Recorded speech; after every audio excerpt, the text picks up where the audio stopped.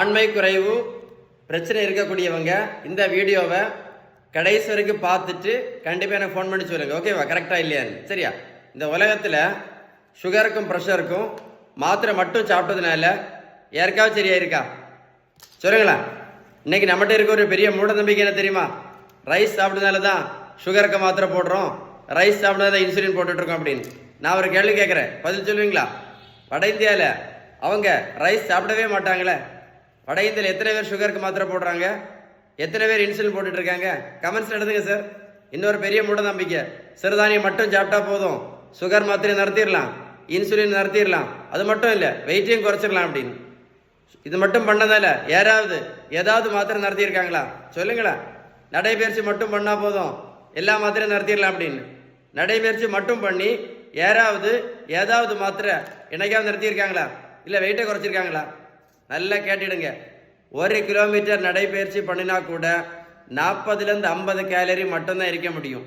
ஆனால் நடைபயிற்சி மட்டும் பண்ணி எந்த மாத்திரையும் நிறுத்த முடியாது, வெயிட்டு கண்டிப்பாக குறைக்க முடியாது. புரிஞ்சிருக்கும்னு நினைக்கிறேன்.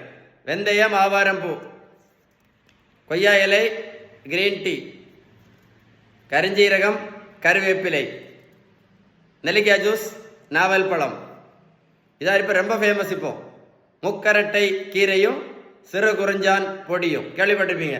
இதெல்லாம் நல்லது தான், எல்லாமே நல்லது தான். நான் என்ன கேட்குறேன்னா, இதெல்லாம் பண்ணதுனால யாராவது சுகர் மாத்திரை நடத்தியிருக்காங்களா?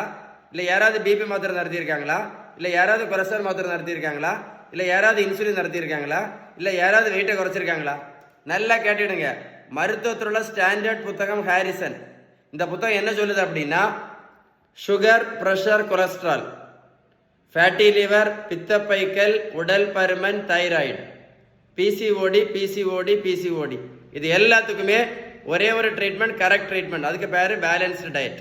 ஏன் அப்படின்னா, நீங்கள் பேலன்ஸ்டு டயட் கரெக்டாக ஃபாலோ பண்ணினா மட்டும்தான் எது சரியாகும்? இந்த ஆபத்தான இன்சுலின் ரெசிஸ்டன்ஸ் முழுமையாக சரியாகும். இந்த புத்தகம் சொல்லுது. முழுமையாக சரி பண்ணணும்னா என்ன பண்ணணும்? பேலன்ஸ் டயட்டு மட்டும்தான். ஏன்னா பேலன்ஸ் டயட் சோ பவர்ஃபுல். புரிஞ்சிருக்கும்னு நினைக்கிறேன். உங்களுக்கு பேலன்ஸ் டயட்டை பற்றி ஏதாவது டீட்டெயில்ஸ் வேணும்னா கமெண்ட்ஸில் GOOD குட் டைப் பண்ணுங்க, கண்டிப்பாக ரிப்ளை பண்ணுவேன். இந்த வீடியோ லைக் பண்ணி ஷேர் பண்ணீங்கன்னு வைங்களேன், இந்த மாதிரி மாத்திரை போட்டு கஷ்டப்படக்கூடிய நிறைய பேருக்கு யூஸ்ஃபுல்லாக இருக்கும். கமெண்ட்ஸில் குட்னு டைப் பண்ணுங்க, ரிப்ளை பண்ணுறேன். ஏதாவது டவுட்ஸ் இருந்துச்சுன்னா இந்த நம்பரில் கால் பண்ணி பேசுங்க. ஓகேவா? Stay tuned.